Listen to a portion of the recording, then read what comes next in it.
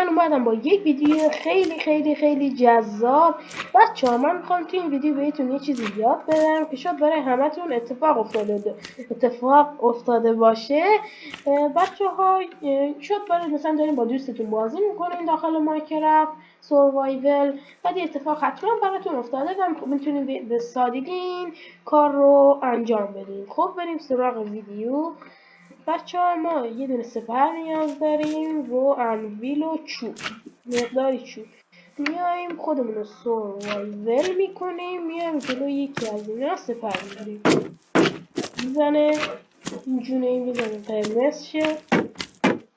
بس میایم عقب ویندوز F4 میزنیم. خب بعد میایم توی این انویل رو میزنیم، میایم داخل انویل میبینیم که جلوی قرمز شد، یعنی این نارنجی ترکه.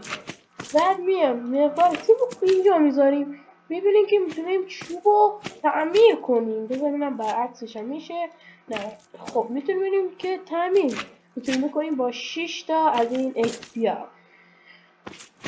وای فرض کنید چقدر راحت میتونیم سپرتون رو تعمیر کنید بچه ها. خب بذاریم من دوباره میام جلو یکی از اینا اینو کم میکنم،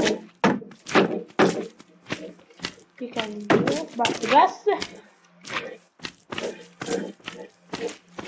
این 3 4.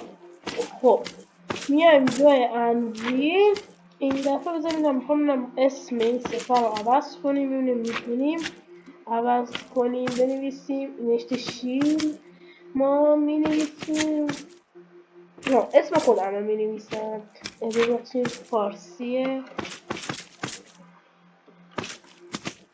اسم خودم رو سپری که دارم نوشتم. بچه این سپر اسم خودمه بچه ها اینجا نوشته. چقدر راحت میتونید این کار بکنید. مثلا وسایل های این سپرتون رو میارید داخل انویل اسم گذاری میکنید و مثلا اگه این مثلا فقط سپر اگه شد چیزایی دیگه نشد از این چیزایی بذاریم بهتون نشون بدم پیداش کنم، با اینا میتونید اسم گذاری کنید خیلی راحت برای حیواناتون. مثلا وسایلاتون با دوستتون اشتباهی یه وقتی میبینید وسایلتون میاد دست دوستتون و نمیدونه کدوم از شما بوده، اونایی که از خودتون بوده اسمتون رو مینویسین. خب بچه ها بزنیم کجا بود، یعنی باید اینجا باشه، قطعا باید اینجا باشه، اما اینجا نیست، همین اینجا دیگه. چیزی شبیه اینجوری چیزی بگم بهتون، اینجا باید باشه. آها اینه. با این میتونید داخل انویل اسم گذاری کنید. مثلا اینو من میذارم داخل انویل یه اسم، مثلا بعد بزنید یه چیز دیگه اینجا باید بذارید کنم یا اسمشو پاک میکنین. اسمشو پاک میکنین مینویسیم مثلا میذاریم ما اسم حیوان رو میذاریم به فارسی گاو، مثلا مینویسیم گاو، این رو ور میداریم میذاریم نوشته گاو، میبینید اینجا نوشته گاو.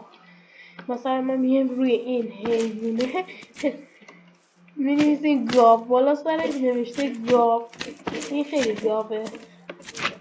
بچه ها میتونید برای هر چیزی که دوست دارید اسم گذاری کنید. خب بچه ها اینم از ویدیو امروز ما بود. خدا نگهدار تا ویدیوهای دیگه و بعدی. لایک فراموش نشه.